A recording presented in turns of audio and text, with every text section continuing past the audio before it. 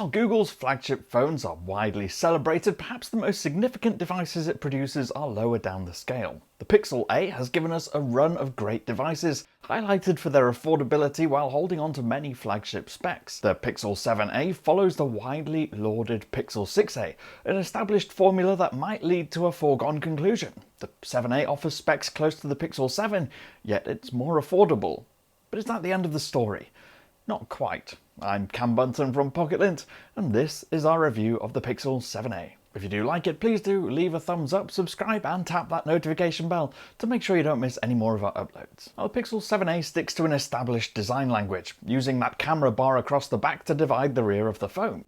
This camera bar, as per the Pixel 7, is higher quality on the Pixel 7a compared to the Pixel 6a that came before it. The camera bar on the 6a looked a little bit basic, but the 7a is far from it, delivering that same premium feel that you get from the flagship Pixel 7. Perhaps that's designed to convince buyers that the $50 bump in price is worth it over the old phone.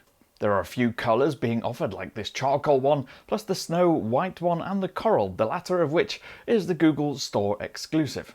There's no two-tone fun here, they're now all just single colours, which wasn't the case with the Pixel 6a. But again, the anodized finish of the metal makes for a higher quality look, and the important IP67 protection remains, so there's no need to worry about whether you dunk it in water or get caught in the rain. What's remarkable, actually that's a bit of an overstatement, but what's interesting at least about the Pixel 7a is how much it feels like the Pixel 7 when you hold it. It's ever so slightly thicker and the tiniest bit narrower, but the shaping and the feel is very similar. It is shorter, noticeably so, and does seem to have slightly squarer corners, but there's really not a lot in this. And that's despite the display being 6.1 inches versus 6.3 on the Pixel 7. That, as you can probably already tell, means the bezels around the display are chunkier. In some ways it's a bit of a shame because it means the phone, which is also heavier than the Pixel 6a was, doesn't have that same feeling of nimbleness that its predecessor had. It's also a glossy finish, well worth protecting with a case to avoid scratches. Stereo speakers remain in place, able to put out appreciable volume, and they're well placed so you're not likely to muffle them whatever you're doing, so it's good for gaming too. There's also support for high-res music, so if you have a pair of headphones supporting LDAC lying around, for example, you'll be able to take advantage of the better audio formats. There is no 3.5mm headphone socket, however. Now, the story of the Pixel 7a display is interesting because there's little change from the Pixel 6a except for the change in refresh rate. The move to 90Hz means that you'll get smoother scrolling in your apps, a step up on the spec sheet over the older phone, and that helps make it competitive against rivals. You can opt to stick with 60Hz, but we suspect many will just jump to 90Hz and stay there. There's no adaptive refresh option though, so it's not as efficient at changing up and down as some more expensive phones will. But otherwise, this is a good quality display with a full HD resolution fitting the size to give a nice, rich detailed panel with good colour saturation, so it's nice and vibrant. Setting it alongside the Pixel 7 Pro, it's not as bright and there are moments where it looks a little dull. More obvious in daylight than darker conditions where the lack of peak brightness is less important. There is enough brightness to deliver on HDR videos, and on balance it's hard to criticise this display too much at this price. Although if it's brightness you're after, you might find that Samsung's Galaxy A54 is a better choice when it comes to the display. There is a fingerprint scanner under that display as well, which is fast to unlock, and we found it reliable enough in daily use. It also supports face unlocking, but as was the case on the Pixel 7 models, this face unlocking only appears to apply to unlocking the device. It's not secure enough to unlock other apps on your phone or authenticate payments or anything that requires a bit more security. Now, one of the headlines of this phone is that it uses the same Tensor G2 hardware as Google's flagship phones, the Pixel 7 Pro and the Pixel 7. Indeed, it's the same hardware that Google is going to be using in the Pixel tablet and the Pixel Fold, so you could say that you're getting a lot for your money. The advantage of having top-notch hardware is that it supports all the features that you get elsewhere.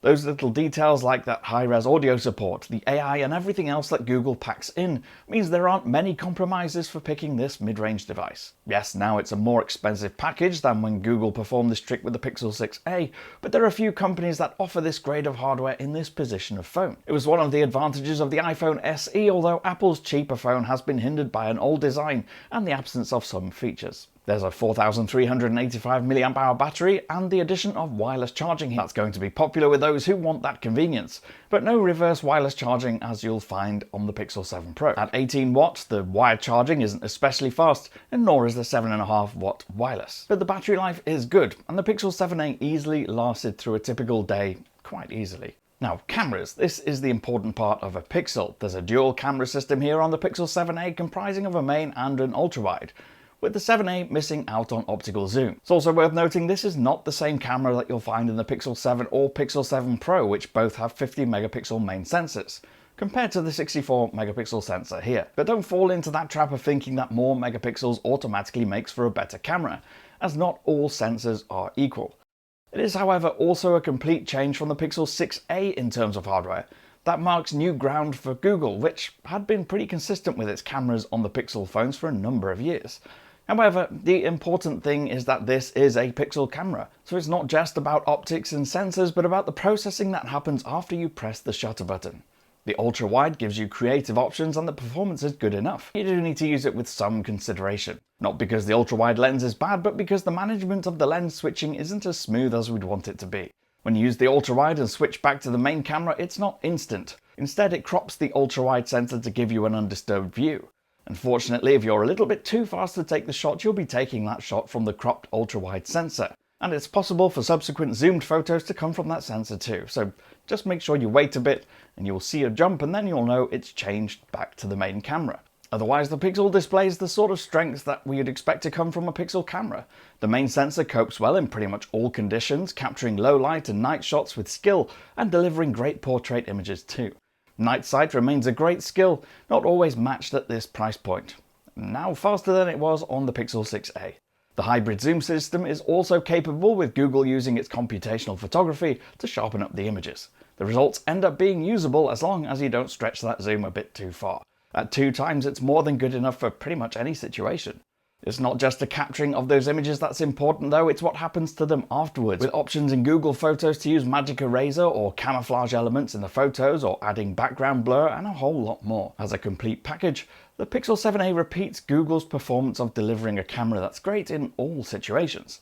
Yes, there's no zoom, but at this price point it's highly competitive and one of the best all-round packages. The big advantage of choosing a Pixel, of course, is that it's Google native hardware and front of the line when it comes to software updates. There's expected to be 4 years of software updates and 5 years of security patches, and you'll be one of the first to receive those updates to new versions of Android. In addition, this is a bloat-free device, offering Google's apps and services all neatly integrated in a slick experience. Overall, the Pixel 7a is a great offering in the mid-range market, delivering performance that sits in a competitive place. The biggest challenge that Google now faces is convincing you that this more expensive mid-ranger has the same appeal as the Pixel 6a. Although it's technically more advanced than the 6a was, the move to over $400 or £400 immediately makes it look slightly less attractive. Consider too that discounts on the Pixel 7 mean that these two devices will often sit very close in terms of price. And if that's a dilemma you're faced with, we'd say pick the Pixel 7. But taken for what it is, you have a great camera, plenty of power and decent battery life. So it is a great package overall. I've been Cam. If you want to let me know what you think of this phone in the comments, you can do, or you can grab me on Twitter. I'm at Cam Bunton. If you did like this video, please do leave a thumbs up, subscribe and tap the notification bell, and then you won't miss any more of our uploads. I'll see you again in the next one. Bye for now.